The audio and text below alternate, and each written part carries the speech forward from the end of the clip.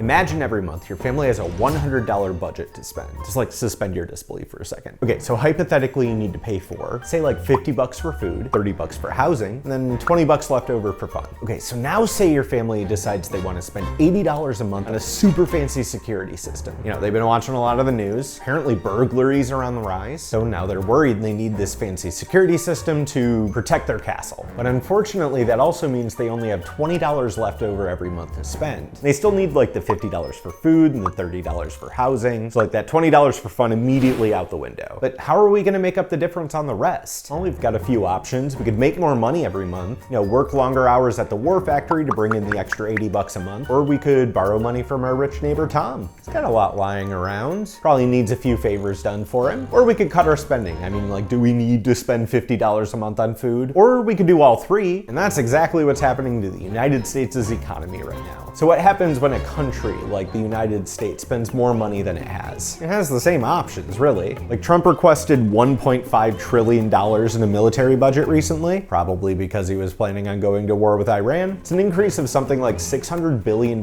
from what it used to be. And you know, that's why they created the Department of DOGE, was to cut government spending so we could spend more on that fancy security system. But they only cut like $200 billion from the budget. We're still like $400 billion short. So where does that extra money come from? As a famous man once said, I mean, these people are crazy.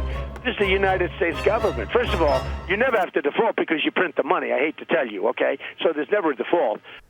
He's right. The United States can never run out of money because they make the money, they print the money, so they can print infinite money. The problem with that is that you run into this other problem called inflation. If you keep printing a lot of money, then you devalue money and it becomes worthless. So to combat inflation and still have your very fancy security system, very necessary. Iran might have bombed us any day now. It was my opinion that they were going to attack first. They were going to attack if we didn't do it. Anyway, to fund the war with Iran, the United States can borrow money from other countries, banks, corporations, people, anyone who might buy a government bond. A little statistic which you will never hear, not from Mr. Biden and not from Mr. Trump. The second biggest lender, creditor of the United States is the People's Republic of China. Dr. Richard Wolff is right. The communist Chinese government, people that we're not supposed to be doing business with according to US foreign policy, lends hundreds of billions of dollars to the US. And just like a student, we have to pay interest on those loans. So every year, something in the neighborhood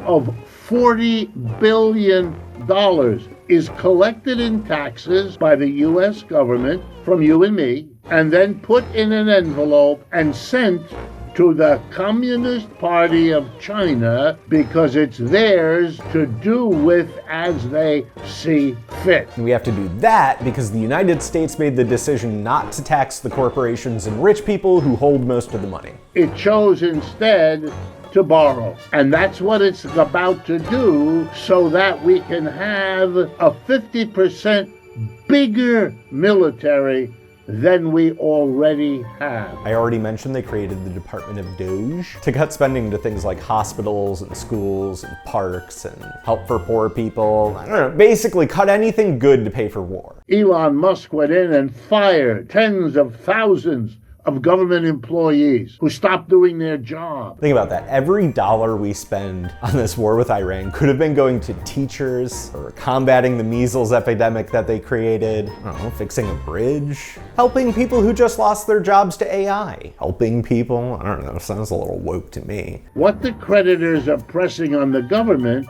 is, you want us to lend to you so you can build up your military spectacularly by 50% or more in 1 year? Well, you're going to have to cut back other stuff. So this process of borrowing and cutting and printing more money is what's referred to as a war economy. Typically, you would convert all manufacturing to weapons of war. I don't know, they're kind of trying to automate all that now. So it's really unclear what the war is supposed to do for the economy, other than destroy it. All this borrowing and cutting creates a self-destructive cycle. It's hard to escape. Okay, so first, the country wants to spend more on the military.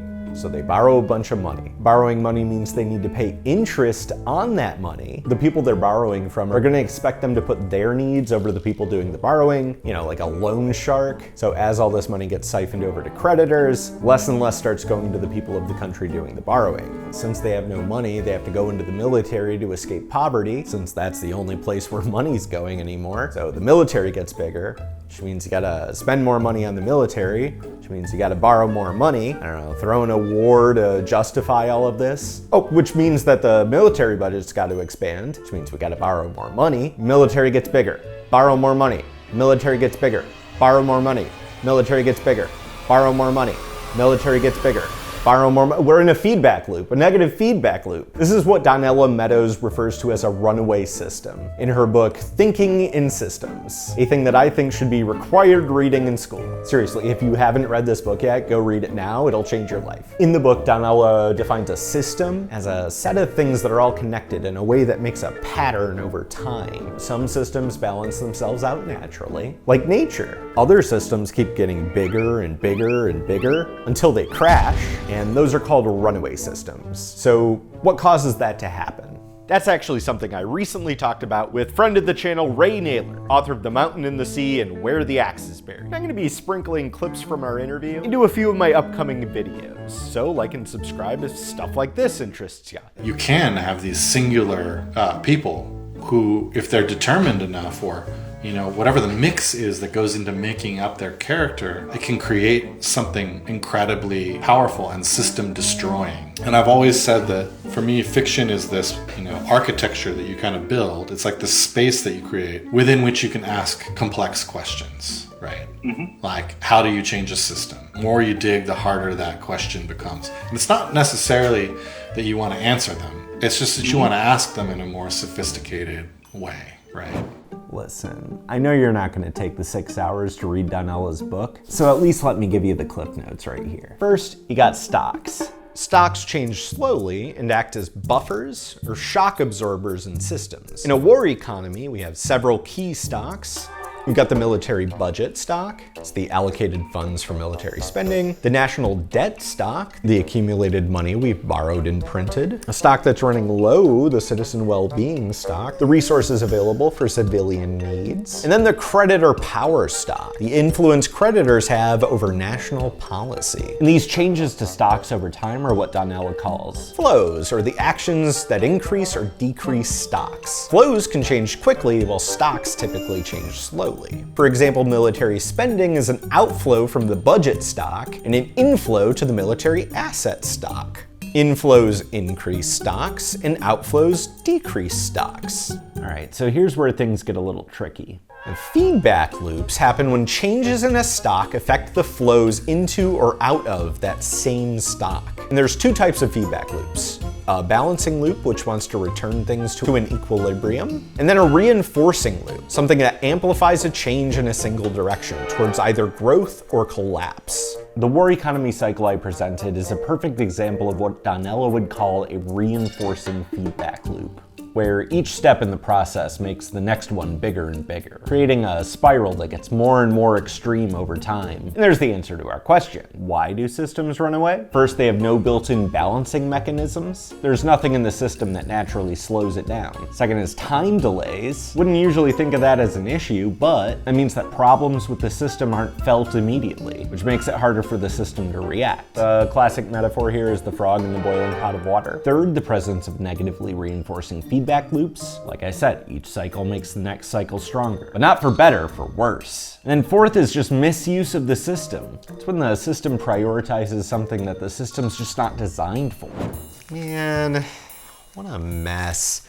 My $100 budget example has ballooned to include like the entire military industrial complex. How'd that even happen? Our military budget spiraling out of control, and we keep having to justify it by starting new wars, which means that we have a lot of enemies who want to get revenge on us, which means we need a bigger military budget to go blow those people up. What are we gonna do?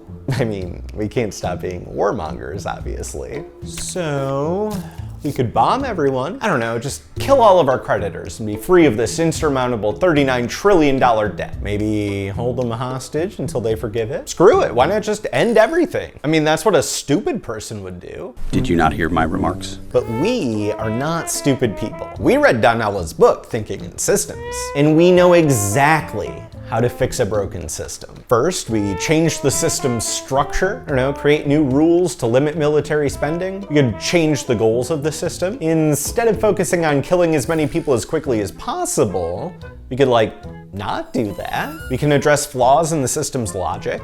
Why does the system feel like it needs such a big military?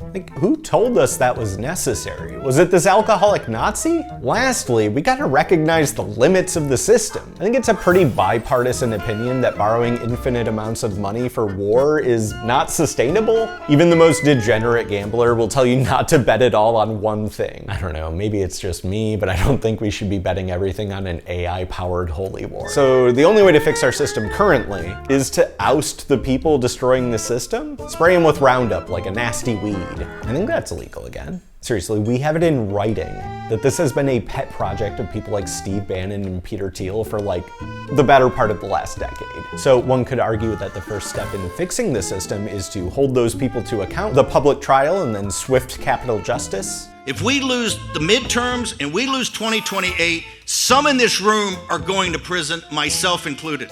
In my hopefully next video, this thing's ballooning out of control too, I'm going to be talking about the Overton window and how to change public sentiment and shift that window so that war goes from being in the sensible position back into unthinkable territory where it belongs. So like and subscribe, and I'll see you then.